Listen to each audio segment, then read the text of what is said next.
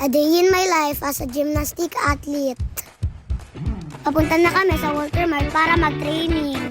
Kahit sobrang init, tuloy pa rin ng biyahe. Kailangan maging dedicated at prepared bilang gymnastic athlete. Ito na nga, nasa parking area na kami at nag-park na yung daddy ko. Kinuha ni mami ang gymnastic bag ko. Naglalakad kami, binigay ni mami ang gymnastic bag ko. Hindi ko pala kaya kasi sobrang bigat.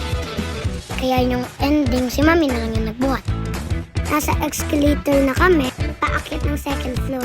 Kahit pagod sa biyahe, excited pa rin ako dahil gusto ko yung ginagawa ko. Sa mga gusto mag-enroll, matuto ng gymnastic, ito po yung details ni Coach Roland. CRU Gymnastic. Ito po kami nagtitraining para mas ma-develop ang flexibility, balance, and strength at confidence ng bawat bata.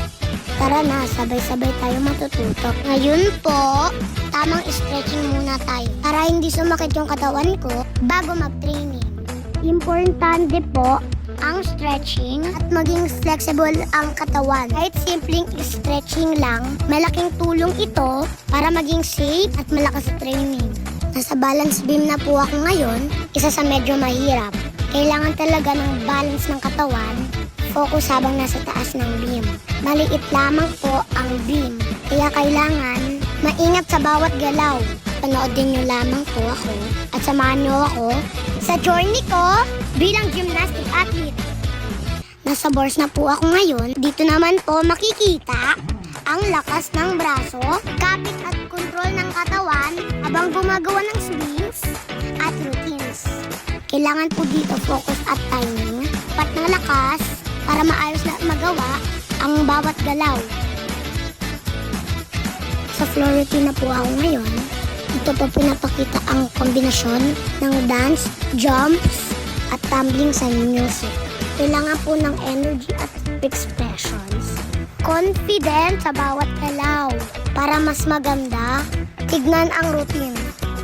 Ginagawa ko po ang best ko sa bawat practice. Sa bawat training, mas lalo po akong gumagaling bilang gymnastic athlete.